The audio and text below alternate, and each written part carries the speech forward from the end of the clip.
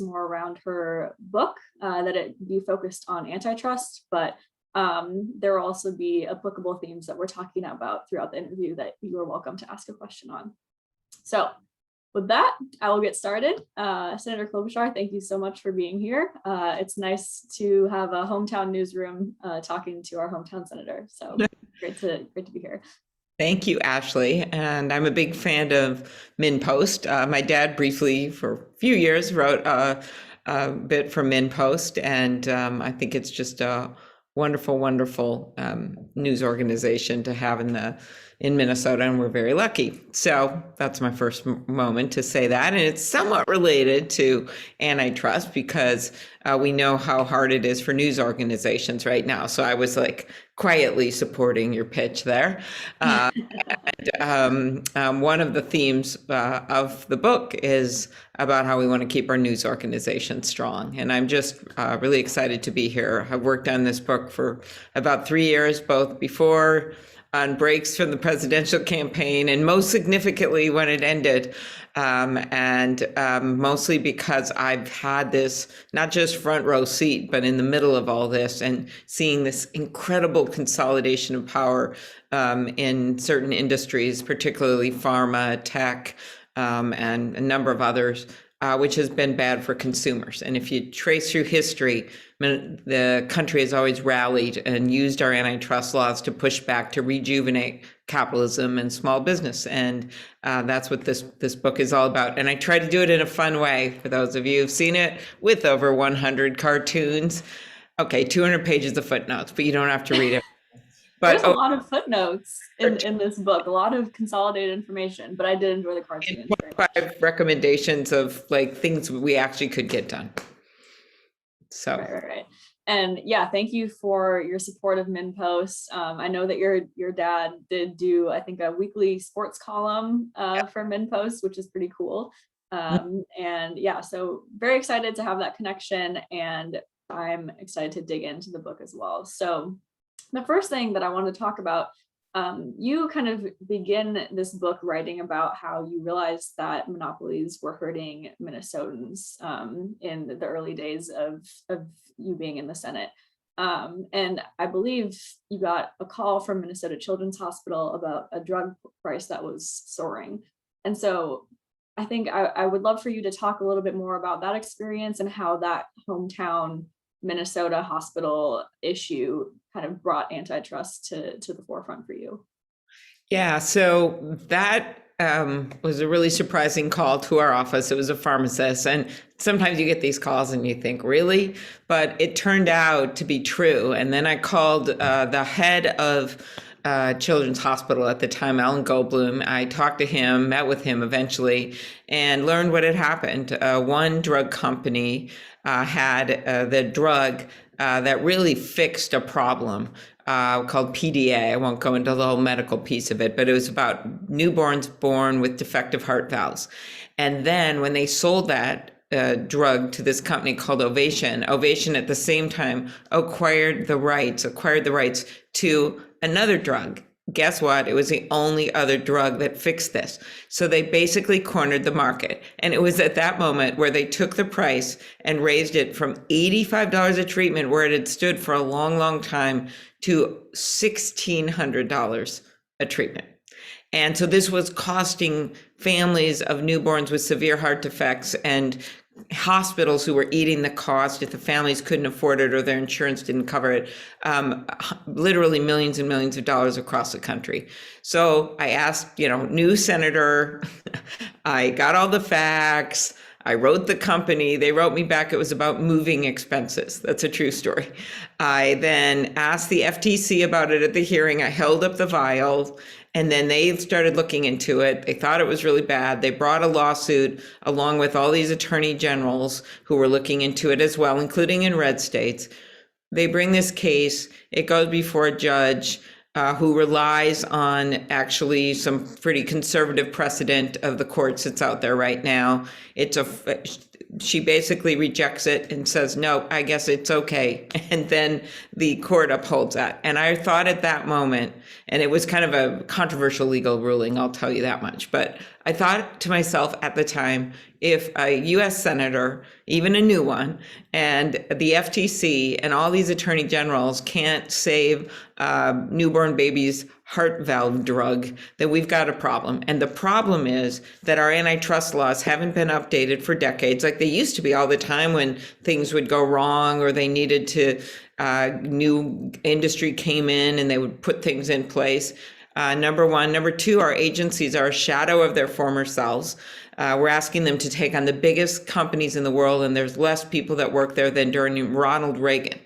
And so those things, plus just my interest in democracy and the fact that I think that misinformation on tech companies, those kinds of things, even about vaccines, have been driving a lot of divide in this country, and that there's something we can do about it. All of that drove me to write this book. But that original story was reflective of what I later learned. EpiPen, something my daughter depends on. Price inflates when there's a monopoly, basic monopoly or a duopoly, 1, 2, 3 companies.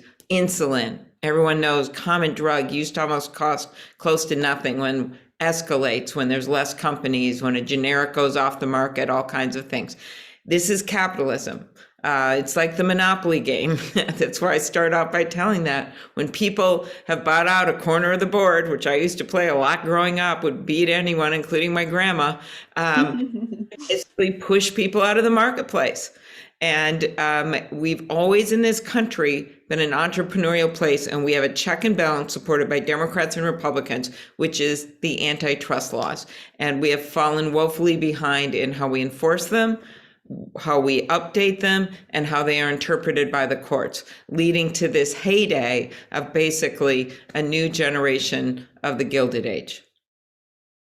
Yeah, and I believe you touched on a lot of the topics that we're going to get into that I have planned, at least for us in this panel. But before we even get into all of the current day things, I wanted to touch on a little bit of Minnesota history that you wrote about in this book with the Grange movement. And so I'm wondering if you might be able to talk about that aspect of the book and kind of the history of antitrust laws before we get into the modern day stuff.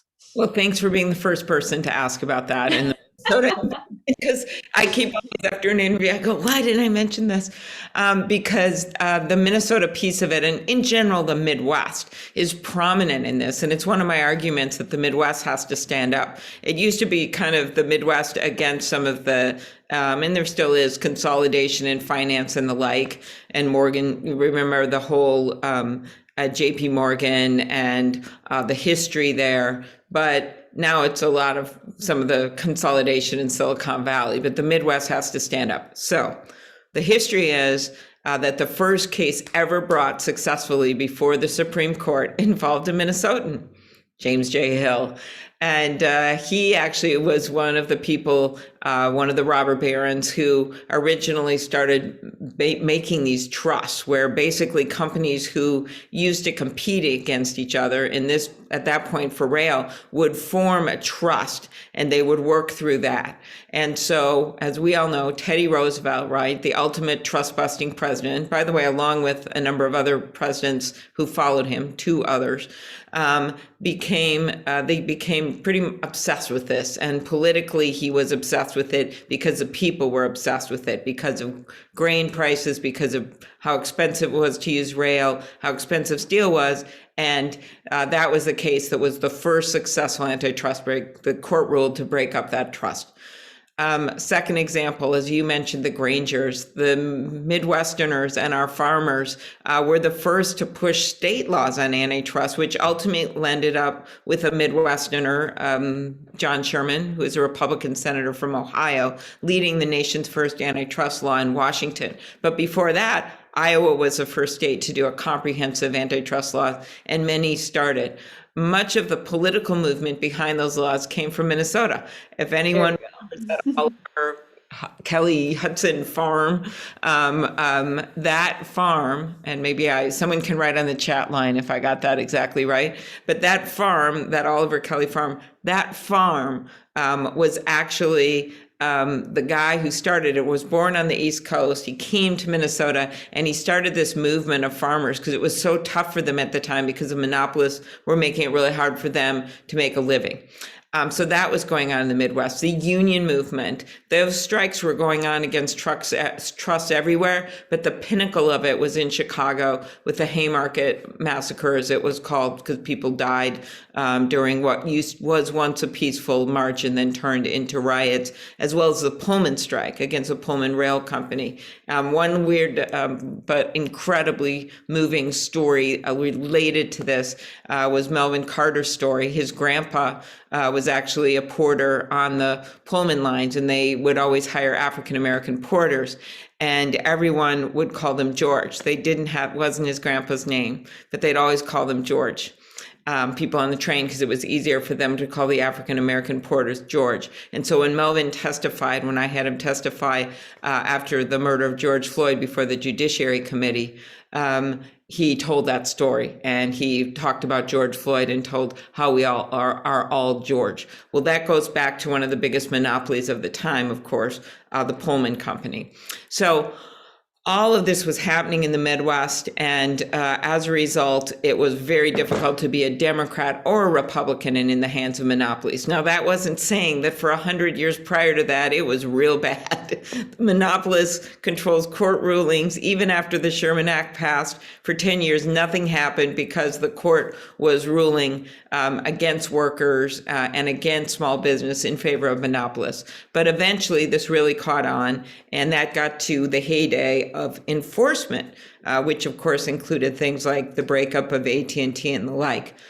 So that was it was fun to learn all that Minnesota history as I wrote this, and the pivotal role that we played, along with many other Midwesterners like William Jennings Bryan of Nebraska, in this saga of antitrust. Yeah, thank you for giving us that rundown. And I'm happy to be the first person to ask about that Minnesota history. I think it's interesting. And, I have some dairy farmers in my family too. I grew up in Minnesota, so it's always cool to hear that history going back with these big movements. So we have the history of monopolies and antitrust movements. We have the issue at Children's Hospital that you spoke about earlier. And now we have everything else. So we're going to get into everything else now. And so one of the things I want to ask about in one of your later chapters in the book, you outlined 12 challenges that Americans face when it comes to antitrust. But I want to focus right now, at least on one of those, which was the power of big tech as it relates to all of this. And so big tech has had some really interesting developments recently, particularly with tech giants like Facebook. And so I know that you've had some interactions, or at least some words to say with Mark Zuckerberg. And it seems like he has said that he would rather just buy out a lot of the other smaller tech companies around him instead of competing. He said it in an email that they discovered in the House hearings, but yes. Right. And so I'm wondering if you could speak on that a little bit. I know there's been a lot going on in your subcommittees in the Judiciary Committee, but I'm wondering, as of right now, what are we looking at when we're thinking about tech giants like Facebook, who their goal is to kind of buy out the competition? Yeah, so as I went through this history, we're now at this point in our economy where we have this whole new group of monopolies. I mentioned pharma, everything from cat food to caskets. I can talk about those things later, but in tech, it really is somewhat unique because you've got gatekeepers, right? So I'll use a few examples. Google, probably one of the best examples, 90% of the search market, controlling the ads. At the same time, they're getting information about the customers and using that in their algorithms. And they literally, Google and Facebook, told an entire nation, the country of Australia, that they were going to just pick up and leave if they charge it for their content or force them to pay a certain amount for their content. Now, the world objected. It wasn't just Australia that did, and they backed away from that. But that gives you a sense of if they had left, yeah, Microsoft stood up, which was great, and said, hey, you can use us. But the issue is that Google had 90% of the search market. So they felt that they had the clout to do that. You look at Amazon when it comes to ordering online. You look at the Apple stores, the app stores, and Google stores for depending on the kind of phone. We had a hearing on this a few weeks ago and learned some things that Mike Lee, who's a conservative Republican, he and I did this hearing together every step of the way, including calling the witnesses. We couldn't believe what we learned. Spotify, Tile, and Match.com were willing to come forward. He and I both knew so many other companies are going to us and saying, oh my God, this is a disaster that's so anti-competitive, but we're afraid to say anything because they'll screw us on the Google search. True story, because they're monopolies. So what happens instead is these companies do say, we'll come forward, these three, and they tell the horror stories of how they have to pay up to 30% anything you buy if you go through the App Store. They can't on the App Store tell anyone that you can get a cheaper rate on their website. And then they can do things, and we believe they do things like self-preferencing. So why does Spotify have to pay 30% and Uber doesn't? There's Apple Music. And so these are classic antitrust problems, and it's why Europe just finished a major investigation of this and is taking action. It's why lawsuits are going on right now. So that's why when I look at all this, I think, okay, there's a lot of different remedies, which I lay out in my book. One, privacy. They have no incentives right now, except for public pushback, to put the kind of bells and whistles in place for privacy. Why? Well, they don't have a competitor. Facebook doesn't really have a competitor of their ilk. And every time there's close to one, as you point out, they bought them out. Instagram, WhatsApp. It was a second email that they discovered from Mark Zuckerberg where he literally said, and these are his words, these businesses are nascent, but the network's established. The brands are already meaningful. And if they grow to a large scale, they could be very disruptive to us. That's what you're supposed to do. Tech is supposed to disrupt things. He is showing, this is Exhibit A, that they bought them because they didn't want the market disruption to them. And so perhaps they would have developed better policies and better options on misinformation. Perhaps Instagram and WhatsApp would have done more on privacy. We will never know because they were bought out. And so literally for those ideas and those things that we want, even beyond price, it is really important that we have competition. So the government can put rules into place. They should on privacy. But the reason you want to use antitrust for that stuff is you want to allow the marketplace to do it. Just like when AT&T was broken up, we got what? A really incredible cell phone options that we didn't have before. We got lower long distance prices. It will be different with divesting assets from, say, Facebook or Google, but we will get something out of it as consumers. So one remedy is divesting assets. Another remedy is putting in place conditions to say you can't self-preference yourself and make your products do better than the other products. And I know that a good and strong investigation is going to find all kinds of stuff that's going on in this area. So those are things that the Justice Department or the FTC can do to protect consumers. And I figure our role is to fund them so they can do it, so they're not a shadow of their former selves and they're not using Band-Aid and duct tape, and that they can, that we have laws that make it easier for them to do this. And that the Biden administration puts in some key people in important roles so they aggressively take this on. And so if we're thinking about trying to, for people who haven't read the book, first of all, because it recently came out, and we're thinking about how to make monopolies and antitrust law feel more applicable. So if we can look at the tech companies, say, like you were just talking about, and think that there may be fewer privacy risks to us, right? If there is not a monopoly held by a company such as Google. And so privacy is one thing that we can look forward to if we're able, if this legislation is able to go through. What are some?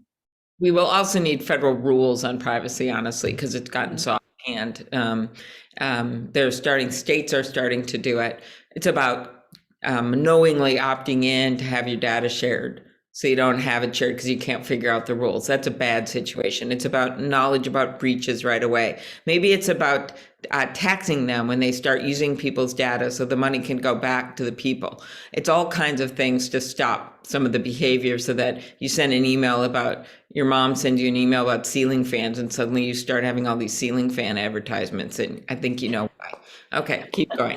Right.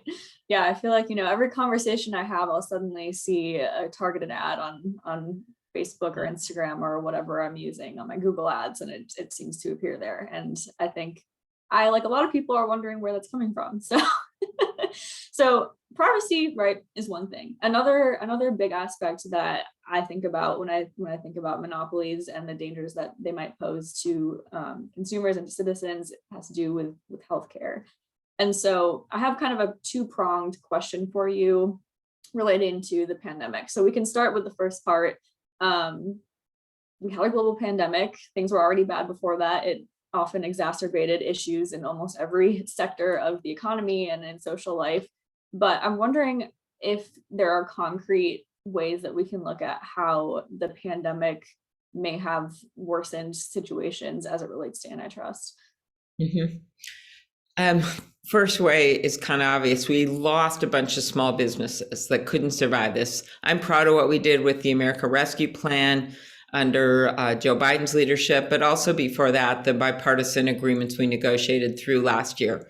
We basically stopped a complete economic earthquake from tearing apart this country. But that didn't mean that there wasn't a lot of roadkill out there, and a lot of small businesses that are still closed down.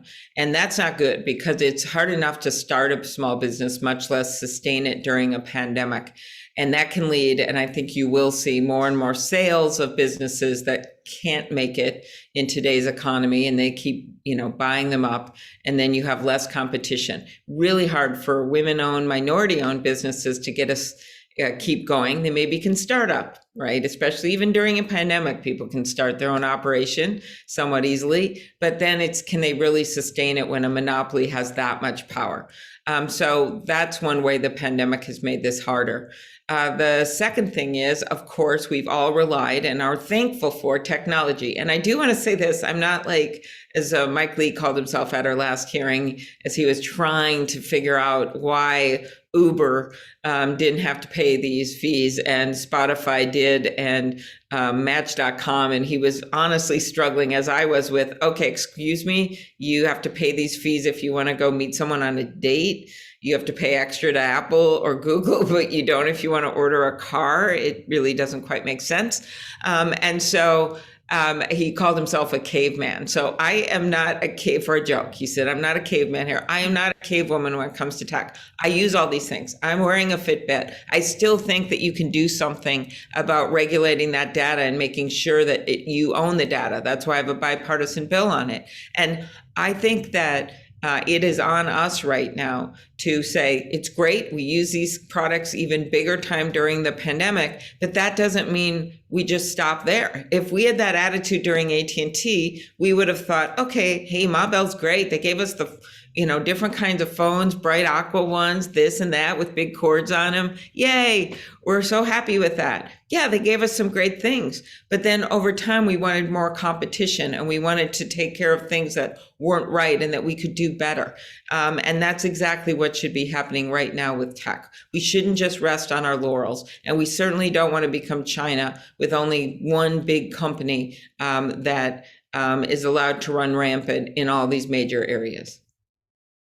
Yeah, absolutely. And thinking also on the grounds of the pandemic being the health crisis that it is, I know we touched on the danger of monopolies in the healthcare field earlier, but I'm wondering if you could speak a little bit more on what we're looking at with medications and what we might be looking at in the future if things go on as they are currently. And our subcommittee, by the way, is going to have hearings on this, on healthcare consolidation across the board, including a major focus on pharma. This was actually going on before the pandemic. With hospitals, it was certainly going on with pharmaceuticals. There used to be a lot of competition in that area. And what I find interesting, the public is still incredibly mad that we don't have, for instance, negotiation for prices under Medicare. I lead that bill in the Senate.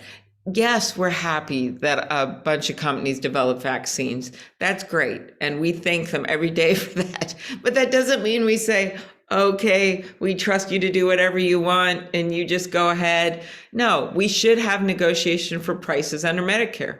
The nation's seniors are a pretty big group and they're pretty good at getting deals. They should be allowed through the government to negotiate better deals. We should have reimportation of safe drugs from safe countries like Canada. That would create pressure. We should make it easier to get generics out there. That's a bill we passed part of it. We need to do more. And then we need to start looking at the industry as a whole, more carefully scrutinize mergers, which is true in all of these areas, no matter what the industry is. And I suggest some different standards to make it easier to do that. We would have to pass them, Congress would. And then we should also look back at certain industries and see if there's things that can be done. That's what happened with Standard Oil when another hands off to journalism after Ida Tarbell, a pioneering muckraker, which was the name for investigative journalists at the time, took on Standard Oil and wrote this big book. And, maybe her name is not, she's not the one up there on Mount Rushmore and things, but she played a major, major, major role in moving our country forward when it came to taking on monopoly power. Mm-hmm. And another thing that struck me about this book, and these are your words, not mine also, so I'll quote, that the topic of antitrust can be, quote, dull and boring, unquote, at times. And I think, this interview to me at least is not dull or boring, but I think you were trying to make a point there, right? Where it's not as sexy a topic as some other things that we see going through Congress. But you also say that the failure to pay attention to this and the failure to reform antitrust laws is hurting Americans. And so my question, and I think, something that our viewers might be wondering too, is this all up to Congress and lawmakers to change, or are there some steps that citizens can take to mitigate the threat of monopolies? Yeah, I think one of the things, there are many, and I have them all laid out as a roadmap at the end of the book, right. Dividing it into things Congress can do, things the administration can do, and things you can do. And I think before I get to that, the boring part of it, one of the things that's ironic about this is that over time, it used to be there were campaign songs called Bust a Trust. Woodrow Wilson had one. They were literally competing with each other on bringing the public with them when it came to breaking up monopolies. And the last 100 years, and I have one big chapter on it, have become much more about legal arguments and this thing called the University of Chicago School versus the Harvard School about how you interpret antitrust laws. That's all fine, but as that has happened, it's been to the benefit of monopolists. The Bork theories in court have ruled, which are not consistent to where the public is, and aren't even consistent with the intent of those that pass the laws, ironically again. And so we've taken it out of the public realm. And so my quest with this book is to bring it back to the public realm. And things that you can do, that people can do out there, is to, besides reading my book, is to, number one, contact your representatives. We always say that. And by the way, states can do things. It's not just the federal government. Keith Ellison has been a major leader on antitrust when he was in Congress and now. But call people, call members of Congress, Democrats or Republicans, and ask them to support these bills and tell them that you want to see something done. Find out about the groups, and I list them in my book, a number of the ones that are involved. Get on their lists for email alerts and the like. Open Markets is one example, but there's many other great sources you can go to for updated information about antitrust. Shop local. Do your own research. You're going to find out if you think you're cool going on online travel. Of course, you should keep doing it, but have your eyes wide open. 90% of those online travel sites like Kayak, Expedia are owned by only 2 companies. You think you're getting all these deals.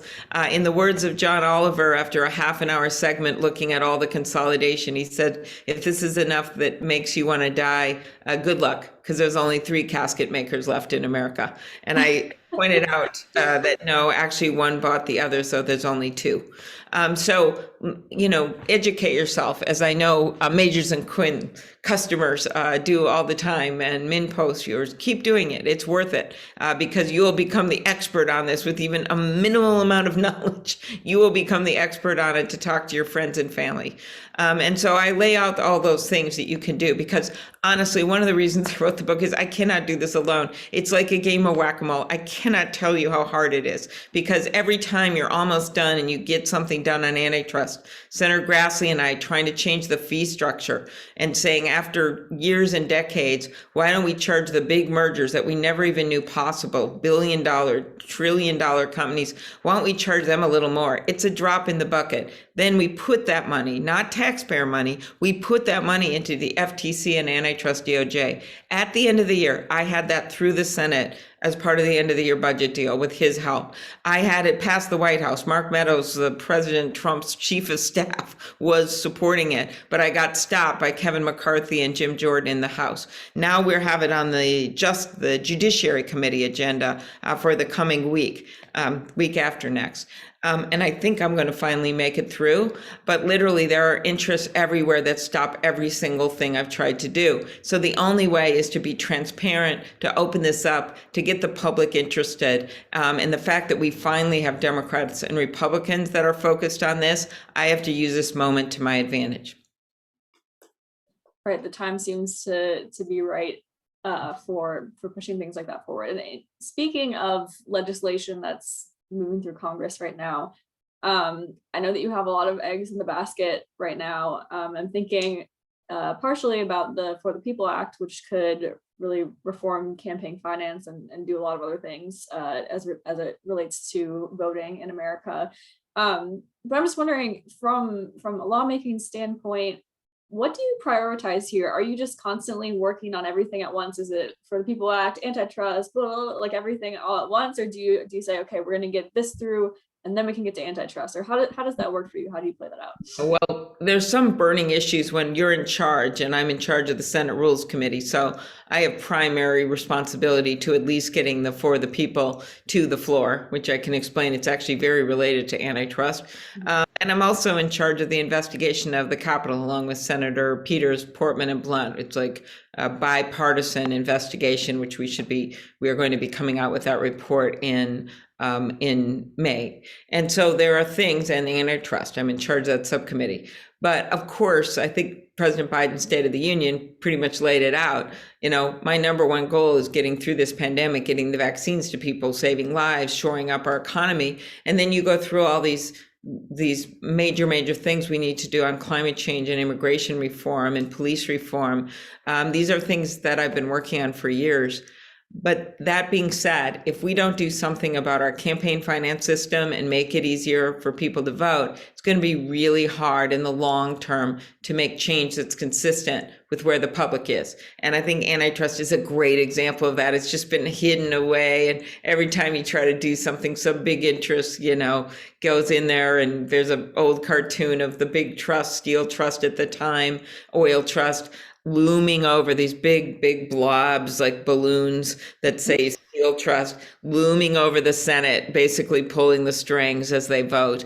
That's how it feels sometimes. And the For the People Act would really fix a lot of that. And it's very difficult because there's no Republican support for it right now, as we see with the voter suppression.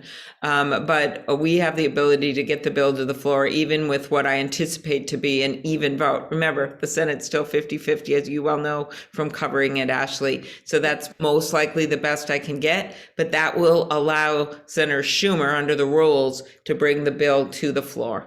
And so that's what this hearing is coming up. But we'll try our best. We're going to put in a bunch of, really good amendments that get at some of the concerns people have raised and things like that. And, we'll see what they do. I mean, if they want to negotiate, that would be a great moment. But I've got an obligation to the public to move ahead.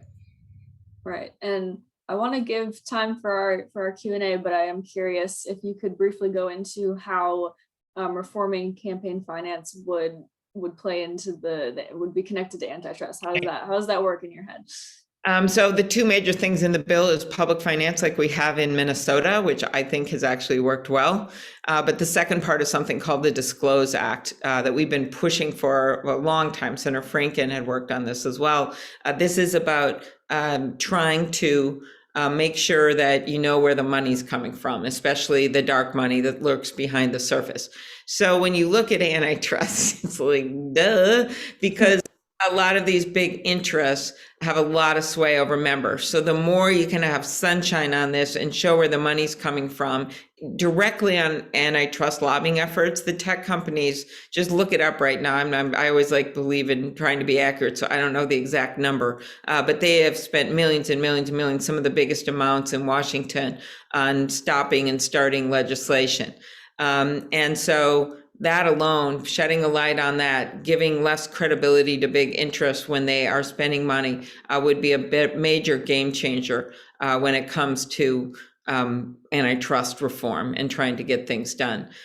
When you look back in history, there was all kinds of graft with politicians, bad stuff going on. But what happened was that the political movement was so strong for regular people that finally that punctured all of the graft and corruption that was going on with the politicians. And this is a different type of basically shenanigans and people not really acting until they have to and they're called on it. I've got to get us to a point where people have to act on this. Okay. Lots of shenanigans happening out there, it seems. All right, well, I can see that we have a ton of Q's in the Q&A section, so I'm going to move to that so we can get some smart questions from our viewers. So I will go with the first one on my list. So from Kimberly Broadwater, she asked, for the absolute novice like me, in parentheses, why has antitrust been sent to the back burner for decades when those that do understand the importance of it stood by?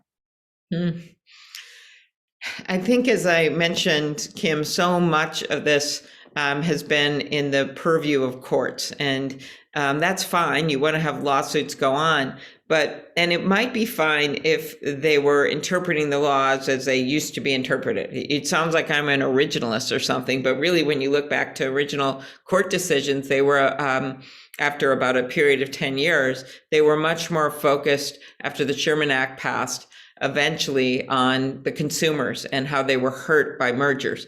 Then this other movement called the Bork movement and the Chicago School, that's where I went for law school, arose, which basically interpreted the laws in a different way. And that's what's governed, and certainly what's governed the decisions of justices like Justice Gorsuch. So you can't just wait, and it's been in the backwater because all these cases have been sitting in court, and we've realized, no, you can't just do that. You've got to do something else. And so I think there are things you can do under existing law, but we need the political will to do it. And so that's why I am really pleased that, for instance, when you talk about, Kim talks about it being in the backwaters, getting it out of the backwaters, people like Lena Khan, who President Biden nominated for the FTC, who wrote this really groundbreaking law review article. I know it sounds weird that you have a viral law review article, but she did on Amazon. Or you have Tim Wu, who's wrote a book called The Curse of Bigness, which is Justice Brandeis's words as he looked at monopolies. He's now installed in the White House. I've talked to him many, many times. So having out-of-the-box thinkers who I think can appeal actually to a new generation as well when it comes to talking about antitrust and competition policy and what this means is going to be really important to taking it out of where it has existed for decades, where you have an occasional mention on the on the show Billions. I've actually tried to document every time antitrust was discussed, including an effort by Comedy Central to find funny antitrust stories. Where I think it was Jon Stewart was a host at the time, went back and looked at when the Madison Tavern owners in our neighboring state of Wisconsin tried to put some limits on happy hours and when you could shut things down. and an enterprising student decided to sue and say that they were colluding in violation of the antitrust laws. Now that was thrown out because it was said it was for public safety, but they kept trying to find some humor in this story. And so I've really tried to find these modern day references in a big way. And I finally decided, well, I'll have to write my own 600-page book so that people can see these stories. But I think things are changing. They are. Or Joe Biden would have put people in like Lena Khan and Tim Wu, and you wouldn't have bipartisan legislation for the first time. Actually, you wouldn't have had the House investigation that went on all last year, conducted by my friend David Cicilline. All these things are exciting if you want to do something about antitrust. All right, thanks for that answer. I will go to our next question. From Pat Widener, why can't we get cheaper drugs from Canada? Oh, Pat, man, tell that to everyone in Congress. So I did that bill with Grassley, and I used to, and Grassley's a bit of a maverick when it comes to these competition issues. That's why I keep mentioning his name. I gave him a signed copy of my book and mentioned all the pages that he was on. John McCain did that bill with me, and I miss him every single day before. And we had a pretty good vote in the Senate where we had a number of Republicans vote with us. So we need to just call this thing up. And I have tried to do this many times, but it is about allowing some competition from safe countries. Bernie and I have worked on this together extensively. He's a big fan of this, to come in and compete against the big guys.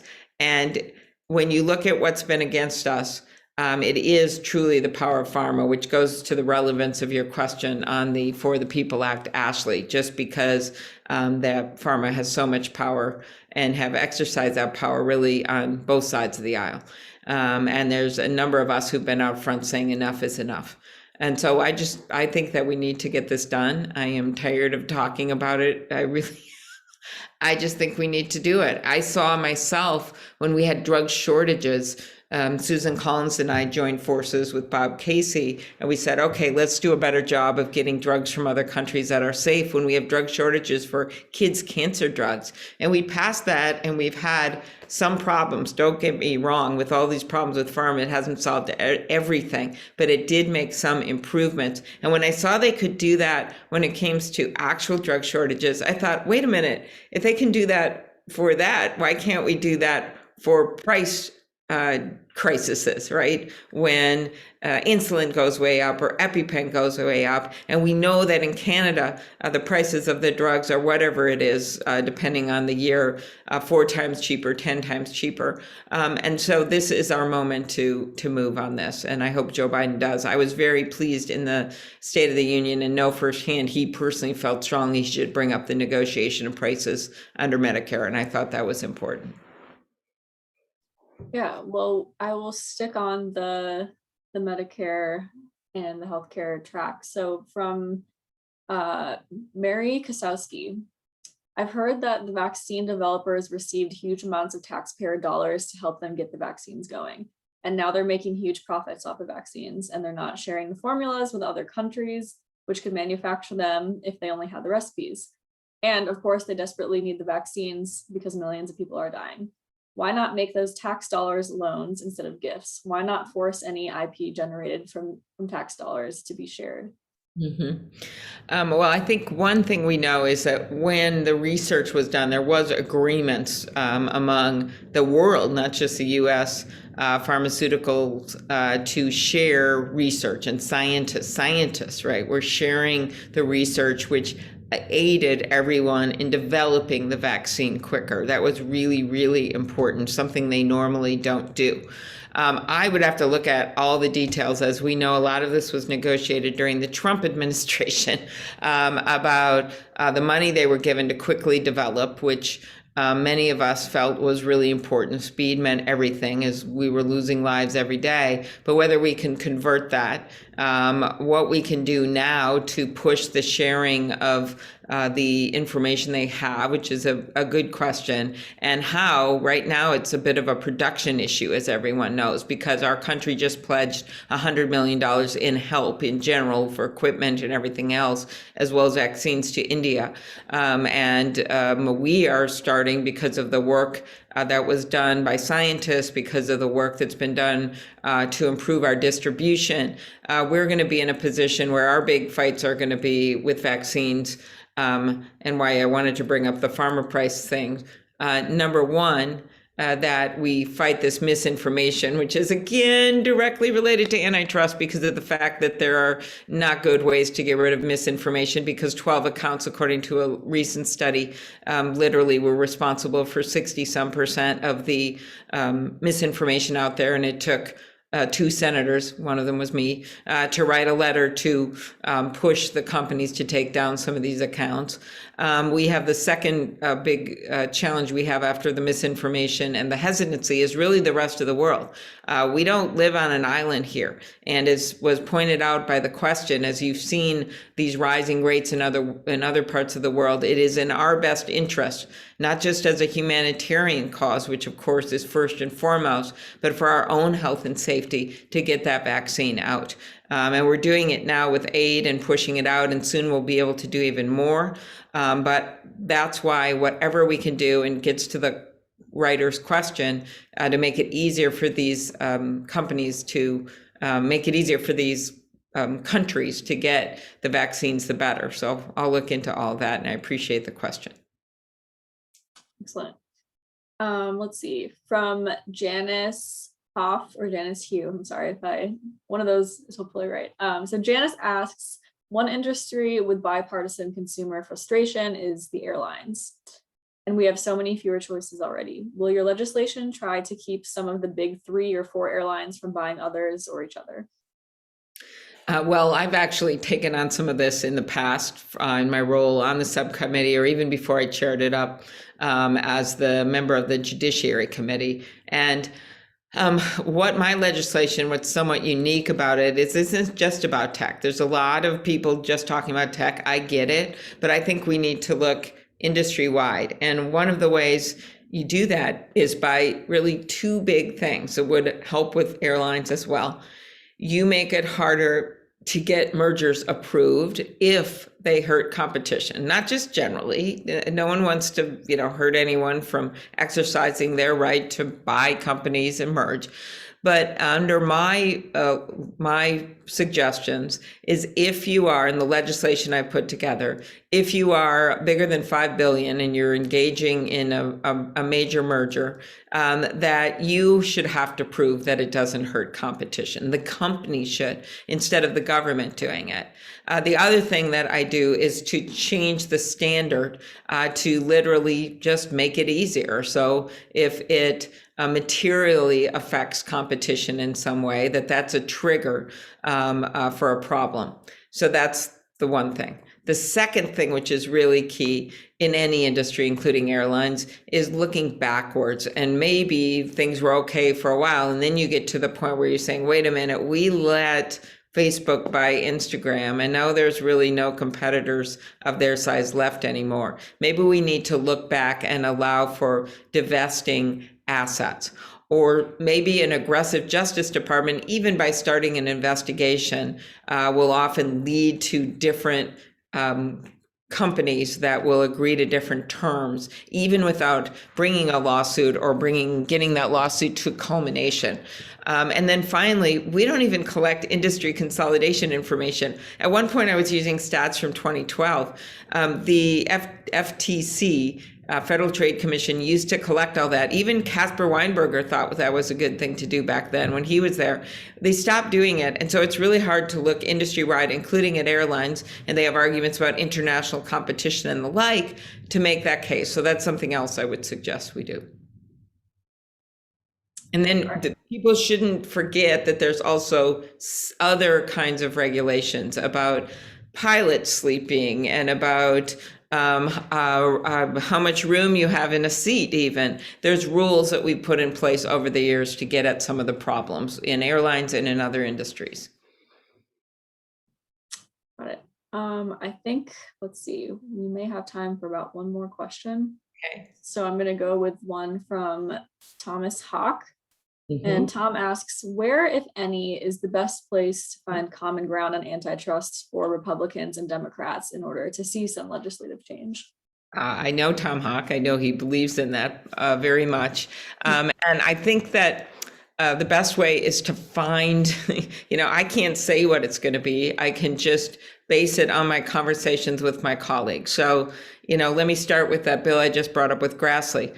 On that one, despite us getting some objections, as I noted, from some Republicans, Grassley's been true on this. He's stood with me. We're bringing it up.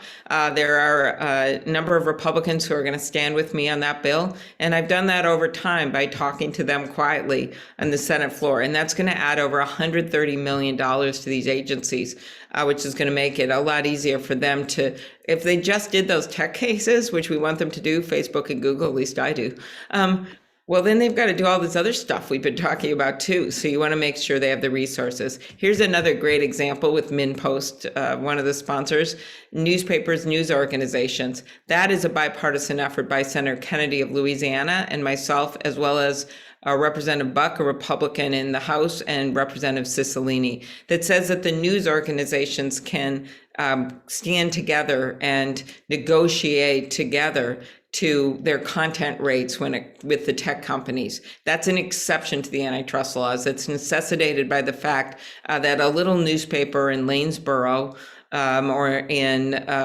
you name your town across the nation isn't necessarily going to be able to negotiate those rates themselves. And so that's why we've joined together. That's an example of a bipartisan bill. I have so many Republicans talking to me right now on pieces of my bill, and I am very happy to not be a monopolist. I am very happy to say it's not just my way or the highway, and it's not just one idea. And hey, let's break up my bill. I'm fine with that, as long as what we're passing makes a difference, and it's not just lip service or another study. There's areas we might want to have studies in, like cross ownership, but I'm not going to get into that right now. But it is really taking, in answer to Tom's questions, these things and figuring out what's the biggest thing we can do to make a difference. And there's some tech stuff we can do that's very big, I think, where we will get support. And then getting it passed and finding vehicles. It's just like every other area. But I have really tried hard. That App Store hearing we had was phenomenal. For anyone that really wants a late night watch, find it on the Judiciary Committee website or somewhere at a website near yours. I think it's on our website.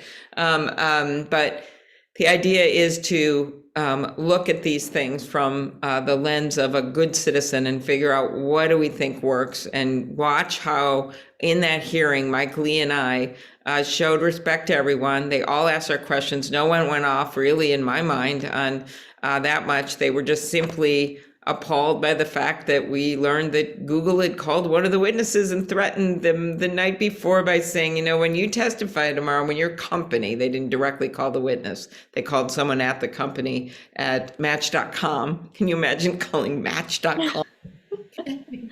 Testify. I mean, everyone was appalled, Democrats and Republicans. So my point of that story, Tom, is that there is growing concern about what's going on. If you come at it from a pure capitalist standpoint, Adam Smith standpoint, about fearing the standing army of monopolies and wanting small businesses to thrive, you've got to be concerned. If you come at it because you believe in democracy and you hate the way the internet's been taken over by extremes, and that's fed vaccine misinformation and led to an insurrection, well, then sign up with us to try to do something about it. If you come at it because you want better wages and you're tired of income inequality, and you know that as this same point that we've seen this increase in consolidation, we've seen an increase in income inequality, sign up to do something about this. If you're a women-owned, minority-owned business and you want to start in a really hard market, and you all of a sudden you realize, oh, wait a minute, there's only 2 companies that do this and I can only get to a certain point, join with us. That's why I think you've seen so many people take this on from different perspectives. And I think it's really exciting. So we're taking everyone in that wants to do sensible policy changes. So thanks for the question, Tom. All right. Well, with that, we are going to wrap things up. So I just want to say thank you to you, Senator Klobuchar. It's been a delight to talk to you about your new book and about antitrust and a lot of other topics that that relate to all of that. And just to remind everyone that you can read a lot of coverage on similar topics from MinnPost at minnpost.com. And then one other thing I want to make sure that everyone's aware of before we sign off, we have the DC memo at MinnPost, which is actually my free weekly newsletter that talks about the latest things that are happening with Minnesota's congressional delegation and basically everything that's going on in DC as it may pertain to Minnesota. So you can sign up for the DC memo or any of MinnPost newsletters. All of them are free at minnpost.com/newsletters. Well, thanks, Ashley, and thanks to Major and Quinn and MinnPost as well. This was a great conversation. Appreciate it. Thanks so much. And thank you to everyone for all of your great questions. Have a good night. Thanks.